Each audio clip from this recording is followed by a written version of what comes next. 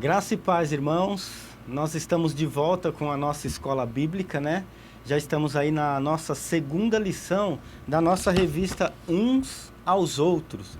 E o tema dessa revista é fácil, muito fácil da gente entender, porque a ideia realmente é amor compartilhado. É fazer aquilo que a igreja realmente existe para ser, que é amar um ao outro. O versículo fundamental dessa revista é João. Para você que tem a revista, para você que não tem, você pode abrir direto na sua Bíblia. João capítulo 13. João capítulo 13. É um versículo bastante popular, bastante conhecido. E eu quero que, mesmo que você conheça, você medite nesse versículo de uma forma diferente. Você medite nesse versículo tentando extrair dele uma lição que vai fundamentar esse tema, tá bom? Muito curto, eu quero ler para você. João, capítulo 13, versículo 34. Novo mandamento vos dou, que vos ameis uns aos outros, assim como eu vos amei, que também vós ameis uns aos outros. Novo mandamento vos dou. Dois detalhes que eu quero tirar para você desse versículo, para a gente entrar na lição. A gente não se detém muito numa palavra aqui que é mandamento. Mandamento. Novo mandamento vos dou. O amor, na verdade, ele é muito interpretado como sentimento. A gente foca tudo em cima do amor, porque Jesus aqui está falando para a gente amar. A gente foca também na ideia de que tem que ser um ao outro, compartilhar, um para o outro. A gente também foca na ideia aqui de que como eu vos amei, ou seja, de que Jesus é o grande modelo desse amor. E isso de fato é verdade. Jesus é o grande modelo de amor e é fundamental nesse versículo. Como eu vos amei, também amei-vos aos outros. Mas o que eu queria que você pensasse hoje não é nem na palavra amor, nem é na palavra Jesus como sendo o modelo desse amor, e nem é como eu vos amei. Mas eu queria que você começasse a pensar primeiramente na palavra mandamento. O que é o amor nesse versículo? O amor nesse versículo é um mandamento. Como que a gente interpreta amor normalmente? A gente interpreta o amor normalmente como um sentimento que flui do nosso coração. É quase que a evolução de uma paixão. A gente se apaixona, um sentimento forte, depois equilibra e fica tudo bonito e muito perfeito. E dentro dessa perfeição a gente fala, agora sim, chegou no estágio do amor, um sentimento. Não. O amor, pelo menos aqui nesse versículo, ele é um mandamento. Se o amor fosse algo tão leve, tão sentimental, se o amor tivesse toda essa fluidez natural, será que precisaria ser mandamento? Será que precisaria haver o mandamento, ou seja, uma ordem, uma lei daquilo que já acontece naturalmente? Quero dar para você um exemplo. Coisa que flui naturalmente, coisa que a gente faz até dormindo. Por exemplo, respirar. Você dorme, respira, acorda, respira. Você está correndo e respira. Até quando você está submerso debaixo da água, você dá um jeito de, entre aspas, né, respirar. Porque o que você faz antes de mergulhar? Você multiplica, triplica, você quadriplica o número do oxigênio do seu pulmão. Para quê? Porque você sabe que lá embaixo d'água não vai dar para respirar. Então você dá um jeitinho de respirar debaixo d'água, armazenando mais oxigênio. E mesmo que você durma, você vai continuar respirando. Pois bem, se a respiração é algo tão fluido, tão comum, tão natural, você já viu algum mandamento na Bíblia dizendo, por exemplo, quero que vocês respirem. Eu ordeno que todos vós respireis. Aonde está na Bíblia isso? Novo mandamento vos dou, que vocês respirem. Não precisa. Não precisa. Sabe por quê? É fluido, comum, é automático, é natural. Por isso a gente descobre aqui também, sabe o quê? Que o amor não é tão automático assim. Não é tão sentimental assim, não é algo tão fluido assim. Então, esse tema dessa revista, ele começa já mexendo bastante com a gente nisso, né? O autor dessa lição, são vários autores nessa revista, né? Mas o autor dessa lição eu conheço pessoalmente, pastor Aguinaldo Faisal. Ele foi professor do nosso seminário teológico durante muitos anos e hoje é um dos nossos pastores também.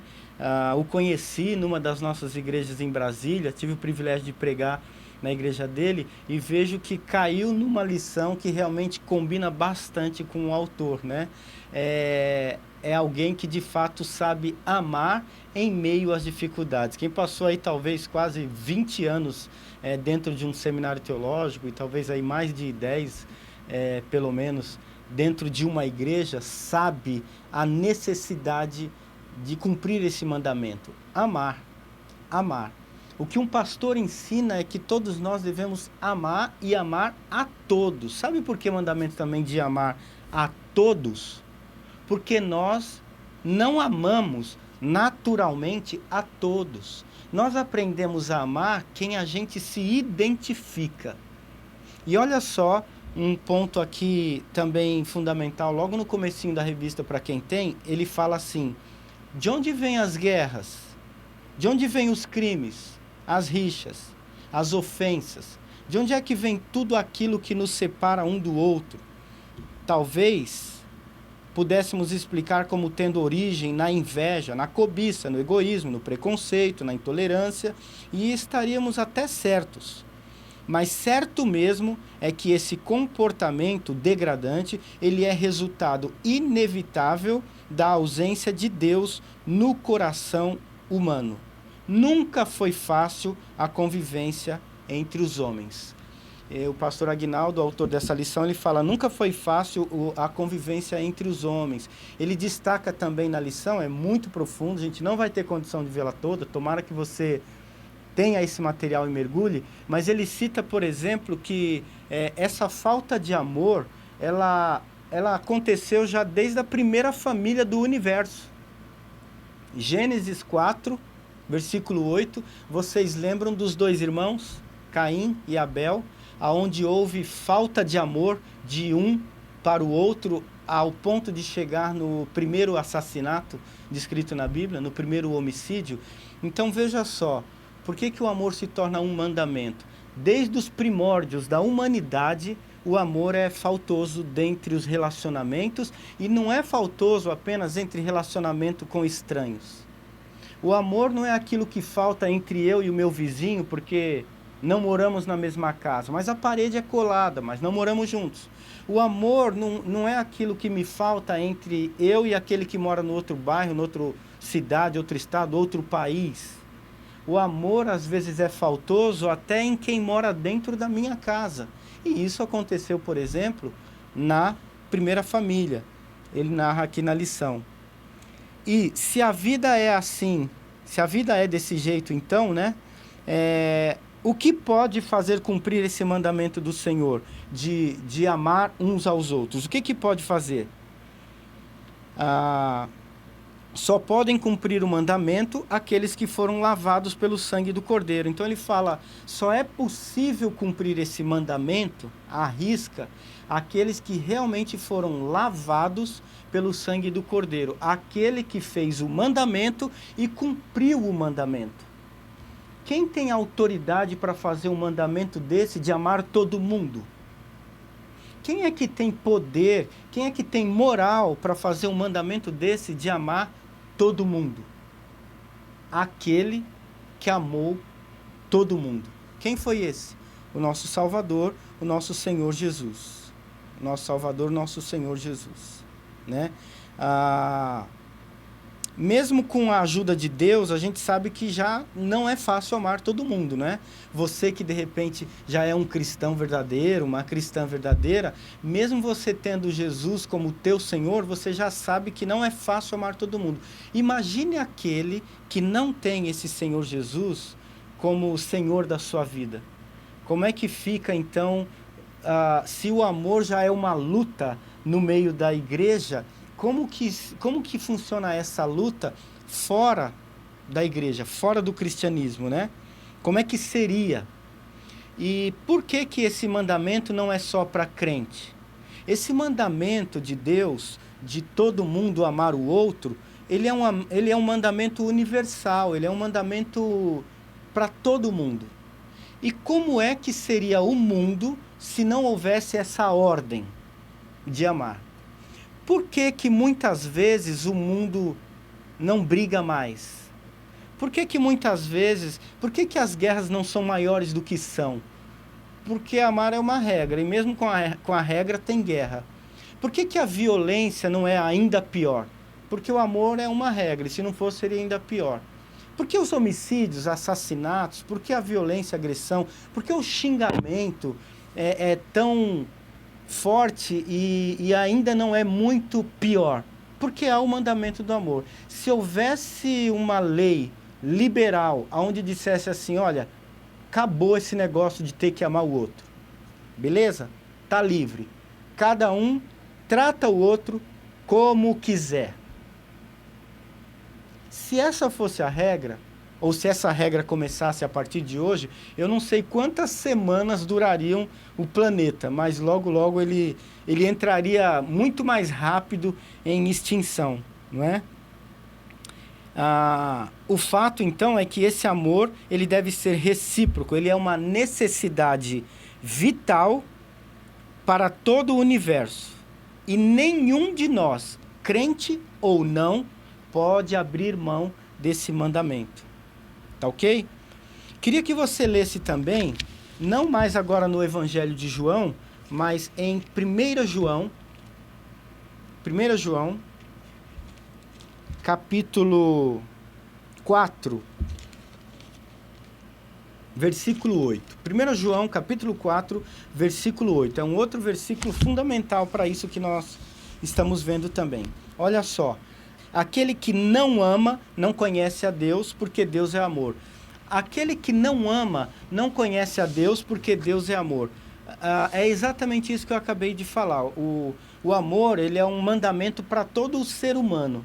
Mas aquele que não ama é porque não conhece a Deus. Ou seja, quanto mais conheço a Deus, mais fácil fica para eu te amar. Quanto mais você conhece a Deus, mais fácil fica para você me amar. E quanto menos conhecemos a Deus, mais difícil fica de amar. E eu pergunto, o mundo conhece a Deus? Já ouviu falar, já leu alguma coisa sobre ele. Todo mundo já ouviu algo sobre Deus, mas não sei até que ponto pode dizer que conhece a Deus ou que Deus mora dentro dele. Por isso que para essas pessoas fica muito mais difícil a prática do amor ao próximo. Outro texto fundamental, Lucas 10, 25. O Evangelho de Lucas, capítulo 10, versículo 25. Lucas 10, 25, ele é eu quero ler para você porque é uma parábola, eu vou pular a primeira parte, mas eu quero ir até o 37, pelo menos. Olha só, é a parábola bastante conhecida do bom samaritano, eu vou adiantar porque eu não vou ler toda, é a parábola do bom samaritano, onde Jesus conta aquela história de um homem que foi assaltado, agredido, violentado, roubaram tudo dele e ele estava quase morto lá no chão. E ele contou essa história por quê? Porque um intérprete da lei chegou para ele e falou assim, Jesus, o que eu preciso fazer para ser salvo? E ele falou assim, é só você amar a Deus de todo o teu coração e amar o teu próximo como você mesmo.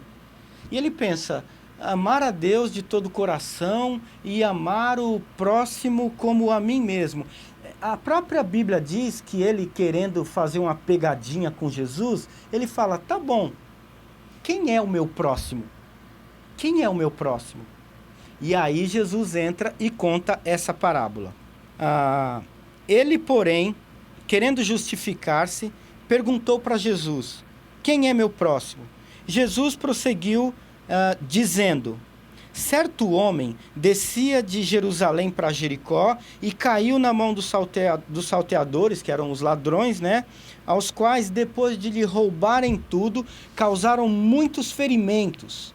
Retirando-se, deixaram ele semi-morto, tá? Quase morto. 31. Casualmente, olha, essa é uma das palavras fundamentais desse versículo, tá? Casualmente, ou seja, por acaso, descia um sacerdote naquele mesmo caminho e, vendo, passou de largo, ou seja, passou batido. Olha, gente, um sacerdote viu que o cara estava quase morto e passou batido. Semelhantemente, ou seja, semelhantemente significa casualmente, igual o outro, por acaso, tá? Passou também um levita, um homem crente também, religioso, tá? Um homem da fé também. Um levita, um ministro, tá? Ele descia por aquele lugar e, vendo, também passou de largo. Certo samaritano seguia no mesmo caminho, né? Que seguia o seu caminho, passou-lhe perto e, vendo, se compadeceu dele. Olha só, passou por acaso e passou perto. Eu quero parar aqui para você pensar comigo. Qual é o mandamento que nós estamos lendo lá de João 13:34? Amar a quem? Amar o teu próximo. Amar o teu próximo. Veja bem, você sabe que até gramática, até dentro da gramática do português, a gente sabe que perto é sinônimo de quê? Próximo. Quem é que Jesus manda a gente amar? Amar o nosso próximo. Então significa literalmente amar aquele por quem nós estamos perto. Só que calma lá, não é simplesmente amar aquele que a gente vive perto. Não é amar aquele que a gente mora perto. Não é simplesmente amar aquele que convive no mesmo trabalho, estuda na mesma escola, frequenta a mesma igreja e mora na mesma casa. Porque isso é óbvio que é perto. O que a gente mais precisa tirar lição aqui é, além de passar perto, é casualmente. Ou seja, é amar o próximo que simplesmente, embora eu não conheça, mas está próximo. É aquele que, embora eu não conheça, passou próximo. É aquele que, embora eu não sei aonde mora, eu não sei por que está naquela situação, mas eu vejo que está sofrendo, então eu passo próximo. Então eu tenho que amar. Existe um defeito muito grande em nós, uma interpretação muito errada nossa a respeito desse versículo, que é achar que o meu próximo é o meu camarada. É achar que o meu próximo é o meu chegado. Quem é meu próximo? O meu próximo é aquele que eu me identifico. É alguém que sempre que eu preciso me ajuda. Não, isso não é amar o próximo. Isso é amar um amigo. A Bíblia não manda eu amar meu amigo. A Bíblia manda eu amar o meu próximo. Ou seja, está perto, passou perto, não conheço, é casualmente, mas eu tenho que amar. Os judeus, né? Eles... Está aqui num dos pontos das lições, eu vou ler para você. Os judeus, por causa de uma interpretação equivocada da lei de Levíticos 19, no versículo 18, que fala: não procure vingança e nem guarde ira contra os filhos do seu povo, mas ame o seu próximo como a si mesmo. Olha só, Levíticos 19, 18 fala que, no mesmo versículo que fala para amar o próximo, antes de falar para amar o próximo, fala que a gente não pode ter vingança contra ninguém e que a gente não pode guardar nenhuma raiva dos filhos do nosso povo. Eles pegaram essa parte de os filhos do nosso povo e emendaram com o versículo seguinte sobre amar o próximo. E sabe o que eles entenderam? Ah, então quer dizer que o próximo são aqueles que são filhos do meu povo. Quem é meu próximo? Todo mundo que é da minha terra, do meu povo, dos meus parentes. Essa interpretação equivocada gerou um desastre tão grande que os judeus passaram a pensar que nós só deveríamos amar o nosso povo. O que isso virou? Racismo, preconceito, divisão, partidarismo. Se realmente eu interpreto que o mandamento de Deus é amar o meu próximo, e amar o meu próximo é amar o meu povo, quem é meu povo? Brasileiro, no nosso caso, por exemplo. Então, será que seria cabível um absurdo desse de Deus mandar você amar apenas o teu país? Seria cabível um absurdo desse de Deus mandar você amar apenas tua nação, o teu povo? Não tem cabimento. É lógico que isso é uma interpretação errada. Essa interpretação errada gerou um partidarismo até da fé, até da religião, sabe por quê? Porque eles começaram a entender que Deus só era Deus dos judeus. Deus dos judeus. Imagine isso, se Deus é somente Deus dos judeus. Essa foi uma interpretação errada. Levíticos 19, 18. Não procure vingança, não guarde ira contra os filhos do seu povo, mas ame ao seu próximo como você ama a si mesmo. O grande destaque de Deus aqui não era qual grupo do povo eu devia amar, mas que eu devia amar como eu amo a mim mesmo. Sabe por quê? O amor próprio é algo intrínseco da natureza humana. Tanto é que Deus nunca mandou você amar você. Não existe nenhum mandamento na Bíblia, por exemplo, dizendo assim: ame-se. Ame você mesmo. Não tem. Pelo contrário, quando a única vez que a Bíblia pegou essa expressão do amor próprio, do amor a si mesmo, só pegou para usar como modelo de como eu deveria amar o outro. Tá entendendo? Então Deus precisava do maior exemplo de como é que eu devo amar o vizinho. Como que eu devo amar meu vizinho? Aí Deus fala: ame o teu vizinho. Como? Do mesmo jeitinho que você ama você já. Então, presta bastante atenção, porque esse é o detalhe para a gente realmente fechar bem, tá? Entendendo bem e resumindo bem essa lição. Duas coisas. Amar o próximo como a ti mesmo. Já está embutido em mim. Deus nunca precisou se preocupar. E interessante que é o seguinte: mas e quando a pessoa, por exemplo, fica triste? Deixa de amar a si mesmo, entra em depressão, tem raiva de si, ou até comete suicídio. Isso não prova que nem sempre a gente se ama? Não. Mesmo assim, não. Pastor, mas e quando a pessoa está tão depressiva consigo mesmo, porque ela não está se amando? Não. O que acontece? A Bíblia prova que a gente já se ama. Nós queremos o nosso bem. E quando o nosso bem não acontece, a gente se entristece. Ao ponto, sim, de chegar a deprimir, frustrar, ter raiva. Raiva de si. Mas não é raiva de si por falta de amor.